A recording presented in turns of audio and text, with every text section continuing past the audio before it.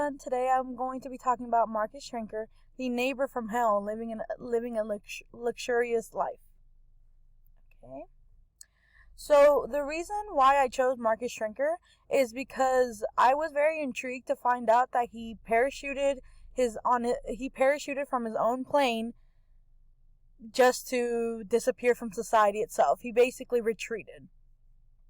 So a little bit about Michael Schrenker is at this time he was a 38 to 39-year-old financial advisor, and he was a very charismatic, confident, and a family man from Indiana. He was also the owner of the Heritage Wealth investment firms, where his motto was safe investments, good returns. And he was also a daredevil pilot. So, according to American Greed, episode, I believe, like 129, Cash and Burn, people were just so amused as to how Marcus was able to fly his plane round and round in the air and make just different tricks on it. Later on, he was diagnosed with a bipolar disorder and he was placed on medication. So, while on medication, he had severe manic episodes and severe depression that eventually led him to trying to kill himself numerous amounts of times. Pressman states that Tom Britt, the publisher of Geist, mentioned that people who have encountered Schrenker needs to be careful, and people lived in fear, and you want to be on Marcus's good side. The reason for that is because with Marcus's bipolar disorder, he would just rampage on and off based on his behavior. And there is this instance where if his neighbor had the same colored house that he did, he would go to his neighbor's house and cut down all that color so that he doesn't have to compete with that neighbor. Also, according to the Associated Press, Mike's brother Charles Kinney, who was also a retired pilot working for Atlanta Delta Lines, and he mentioned how Marcus seemed like a reliable man of his word, later then taking his word back because Marcus is a pathological liar who allegedly took or scammed $135,000 from the Kinney's family fund. Okay. So the specific charges.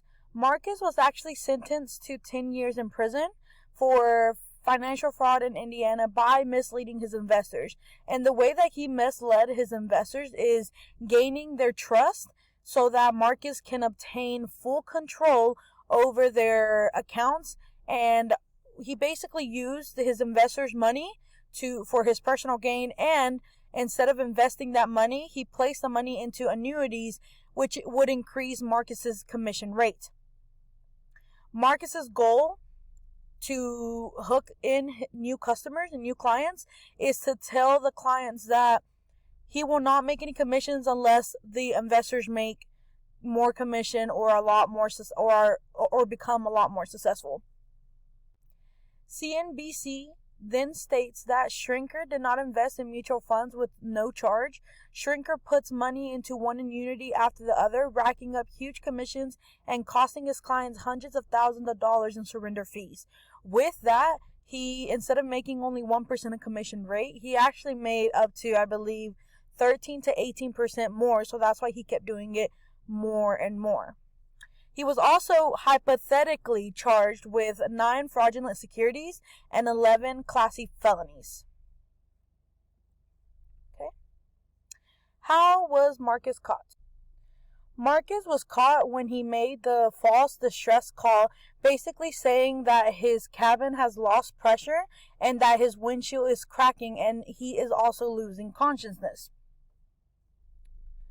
And according to the American Greed episode, 2 F-15 jets were dispatched, and once the pilots arrived, rescue workers were able to determine that there was no remains of the pilot and then referred the pilot has jumped from the plane. That is actually true. He parachuted into a nearby swamp in Florida. After that, Marcus actually went straight to a nearby home, and he claimed that he was canoeing out in the river and his canoe flipped, so he needed medical attention. He needed help. So that resident actually found it very odd and skeptical. So the resident called the police, and since the police couldn't find any physical or any non-physical red flags from Marcus Schrenker, that he was either a wanted man or just anything dangerous about this man, they actually led him to the nearest hotel, which was in Harpersville Motel. It was a Harpersville motel. And after that, he didn't actually check in. He actually went to the nearest storage unit, where he placed his motorcycle prior to the plane crash. And later on, police officers actually found him on campgrounds with severe wounds on his wrist, as he slit his wrist with razor blades, and he actually needed severe medical attention at that time. Okay, so the outcomes is that, according to NBC News, Marcus Schrenker agreed to plead guilty for security fraud just to live a luxurious life, being sentenced to 10 years in prison. Pavlo wrote that Schrenker within a year got released from federal prison, so he did not actually serve his full sentence. Okay, so the punishment is, I just feel that his punishment was not just because, according to the American Greed episode, the criminal justice system should have accurately punished Marcus for multiple criminal charges, including the hypothetical 9 charges for fraudulent securities and 11 Class C felonies that would basically result in Marcus being sentenced to 88 years behind bars. Okay, so the rational choice theory best describes how Marcus Schrenker actually offended and the way that he offended. So, as Payne describes this theory to be a variation of the deterrence theory limiting, but it's also the idea to desire to control. And Schrenker's motivation to commit crime was the desire to control every situation he had available to get the results he wanted.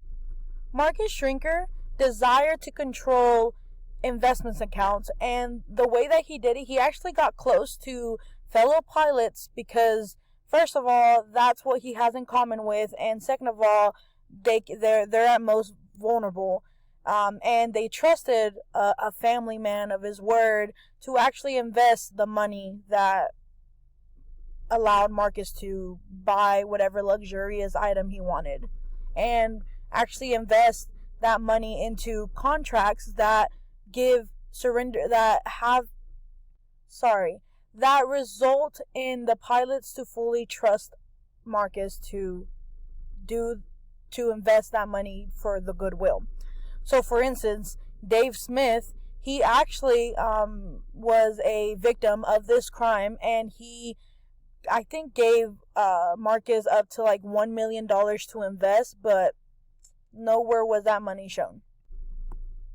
Okay, so using the routine activities theory, there are 3 elements. So a motivated offender, their targets, and the lack of higher authority intervention.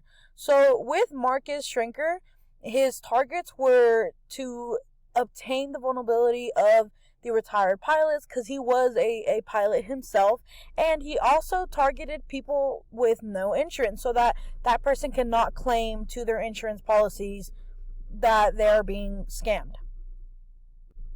Also, the lack of higher authority intervention actually allowed Marcus Schrenker to retreat from society and retreat from his personal problems so that he doesn't have to deal with any criminal charges. Okay? The damage done. So the damage that Marcus caused included Marcus taking out money from his client's investment and putting that money into annuity contracts, which penalized each client for issuing a huge fee.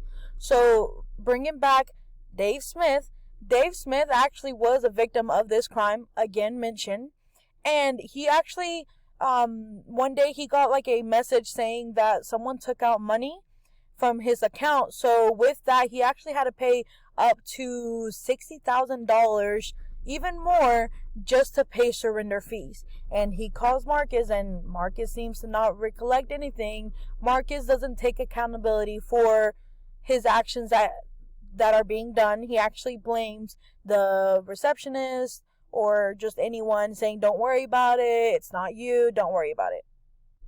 And with that being said, not only did he damage not only did he cause damage for his clients and for his ex-wife, as he cheated on his ex-wife with a lady who works at the airport.